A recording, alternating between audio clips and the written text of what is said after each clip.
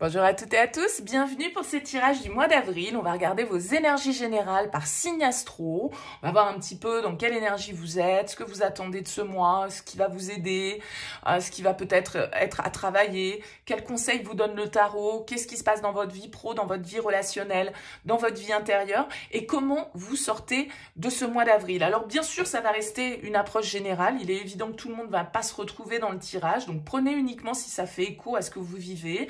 Allez voir votre signe solaire, mais allez voir aussi votre signe ascendant ou votre signe lunaire. Ça peut vous apporter des compléments. Et puis, il y a peut-être des choses à piocher dans chacune de ces énergies. À vous de voir et de faire votre propre sauce, votre propre recette, on va dire, avec tous ces éléments.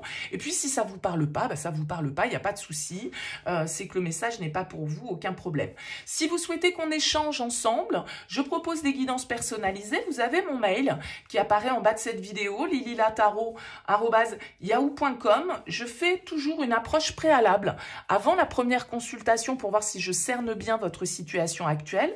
Donc, dans votre mail, vous me donnez simplement prénom, date de naissance des personnes qui sont concernées. Si on est dans une relation, vous me donnez les deux prénoms.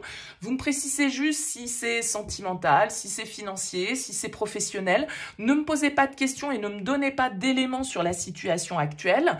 Le but, c'est que je parte d'une page blanche. Donc, si vous me donnez des infos, ça fausse un petit peu l'intérêt de cette approche préalable. Donc, restez le plus large possible. Je reviens bien sûr ensuite vers vous pour vous expliquer mon fonctionnement, bien entendu. On va utiliser ce mois-ci le This Might Hurt Tarot et je vous retrouve tout de suite pour le tirage.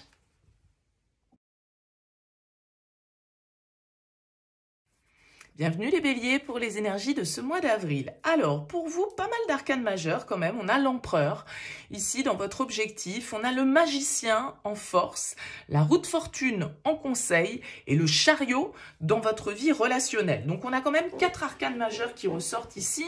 On a des deniers, on a des bâtons, on a des épées, on a des coupes. C'est un tirage qui est quand même assez équilibré. Et vous commencez avec un bel as de denier ici dans votre énergie principale. Donc, l'as de denier, c'est quand même toujours un symbole d'abondance, de prospérité, de nouvelles possibilités. C'est un as. Donc, on vient nous indiquer ici peut-être une offre que l'on vous fait, une proposition que vous devez saisir ou que vous devez vous-même établir. Ça peut être vous qui le tendez, cet as de denier. En tout cas, on nous parle du début de quelque chose, d'un début de prospérité. Ça peut être vraiment lié avec les deniers à la matière, au professionnel, à l'argent, à tout ce qui est très concret avec les deniers. Alors, vous avez comme objectif l'empereur. Alors, l'empereur, c'est quand même celui qui a envie d'asseoir son autorité. C'est celui qui a envie de structurer sa vie. C'est celui qui a envie d'avoir le pouvoir. C'est votre carte, les béliers. Vous êtes dans votre énergie ce mois-ci. Avec l'empereur en objectif, vous voulez dominer, vous voulez vous positionner, vous voulez vous engager, vous voulez construire, vous voulez vous développer. Voilà, l'empereur, c'est celui qui tient les rênes de sa vie, c'est celui qui agit, c'est l'énergie masculine dans le tarot et c'est celui qui innove, c'est celui qui prend des décisions difficiles, c'est celui qui dirige vraiment, qui tient les rênes. Alors, c'est peut-être dans votre vie sentimentale ou relationnelle que ça se passe, parce qu'avec le chariot, justement, il y a l'idée de devoir tenir les rênes aussi et de fixer une direction. Donc, peut-être que ça se passe ici pour vous. En tout cas, cet empereur, il a envie de solidité, il a envie d'autorité, il a envie comment dire, de prospérité avec cet as de denier. Vous avez peut-être à cœur un investissement dans lequel vous souhaitez vous investir et signer des contrats, parce que c'est ça aussi l'empereur. Il peut être symbole de contrat et de construction, d'engagement symboliquement. Vous avez le magicien, une arcane majeure en force. Donc c'est top, c'est un as. Le magicien, ici, il vous dit... c'est votre volonté, c'est votre confiance en vous, c'est votre détermination, c'est vos prises de conscience, c'est vos prises de position ici qui vont vous servir. Le magicien en force, il vient vous indiquer que vous avez toutes les cartes en main pour obtenir ce que vous souhaitez. Le magicien, c'est vraiment celui qui a le pouvoir de créer sa réalité. C'est celui qui prend conscience qu'il ne tient qu'à lui, justement, d'agir, de faire prospérer, de créer, d'initier Et vous avez quand même ici cette symbolique de 2 as qui ressortent, hein. Donc le magicien vous invite vraiment à l'action et à exprimer votre volonté, vos capacités et à utiliser les outils que vous avez en main pour vous réaliser et pour créer ce que vous souhaitez voir. Le magicien, c'est celui qui passe de la pensée à l'action. Vous avez rêvé à quelque chose, vous avez un projet en tête, maintenant il ne tient qu'à vous de le mettre dans la matière. Le défi, page de coupe. Alors un page, encore ce synonyme un petit peu de nouveauté. Le page de coupe, pour moi, il pourrait m'indiquer plusieurs choses. C'est-à-dire que ça peut être... Ce qui vous fait défaut, c'est peut-être justement votre sensibilité. Vous pouvez être très axé sur la réussite, l'action, le pouvoir, le contrôle, la puissance. Et du coup, avec ce page de coupe, on pourrait nous indiquer que voilà, il manque un peu de paillettes dans votre vie, il manque un peu de légèreté, il manque un peu d'innocence, il manque un peu de spontanéité et de romantisme. Ça pourrait être ça. Peut-être que vous avez du mal à lâcher un petit peu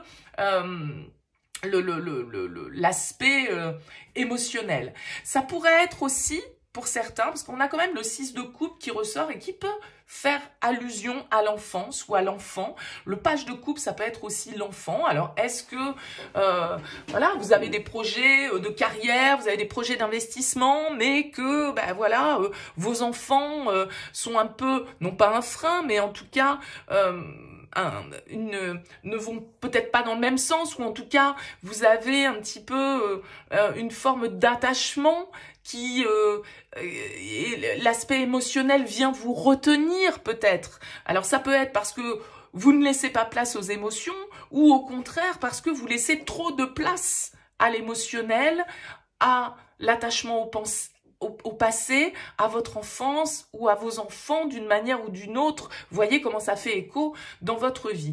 On voit qu'au niveau pro, vous pouvez traverser un mois d'avril qui génère un petit peu de stress, un petit peu d'anxiété. Vous avez la 9 d'épée ici qui ressort. Alors, vous voyez tous ces couteaux là qui tournent au-dessus de sa tête. Donc on est dans une dynamique d'inquiétude, on est dans une dynamique un petit peu de pensée négative, on a peur que ça se passe mal, on anticipe le négatif en se disant, voilà, nos pensées ont tendance à nous tirer plutôt vers ce qui va pas fonctionner, vers les scénarios, scénarios catastrophes, et du coup ça peut être un petit peu de stress pour vous. Alors, bien sûr que ça peut être parce que vous engagez un nouveau projet professionnel, vous mettez en place de nouvelles choses dans votre vie et que du coup, vous savez pas trop si ça va fonctionner et vous avez peur, ça crée des insomnies, vous endormez pas la nuit, voilà, parce que vous êtes dans une période d'agitation mentale, hein. Alors bon, voilà, le stress, parfois il est positif, parfois il est négatif. Bon, il peut y avoir cette idée, en tout cas, de ruminer un petit peu certaines idées. Alors, je suis passée sur le conseil que d'habitude j'aborde avant. Vous avez là encore une arcane majeure, la roue de fortune, un 10, 2 as, un 10. Donc, il y a vraiment cette symbolique d'initier quelque chose de nouveau, d'accepter le changement. La roue de fortune, elle vous invite à suivre le flux de la vie, à aller de l'avant, à passer à de nouvelles étapes, à évoluer, à changer, à ne pas lutter contre ce qui est inévitable, à suivre le courant, à accepter les hauts et les bas, à accepter les changements inévitables, à suivre votre destin aussi avec la roue de fortune, parce qu'il y a cette idée un peu de destinée et d'inévitable, et après la pluie vient le beau temps, et là on vous invite vraiment à ouvrir quelque chose de nouveau dans votre vie, dans un secteur de votre vie.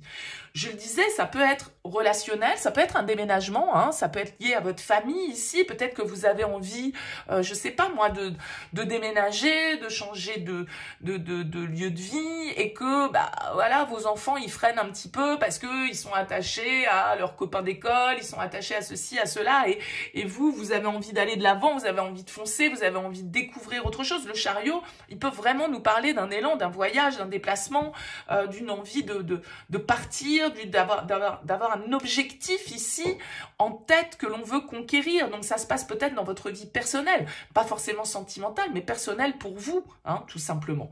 Donc cette carte du chariot, elle va nous indiquer quand même une détermination, une envie d'avancer, de donner une direction, et ouais, de partir à la conquête de nouvelles aventures en tenant la barre, quoi. C'est vous qui tenez la barre, là, les béliers, ce mois d'avril. Hein. Vous avez un tirage quand même qui est assez fort. Alors, intérieurement, comment ça se passe?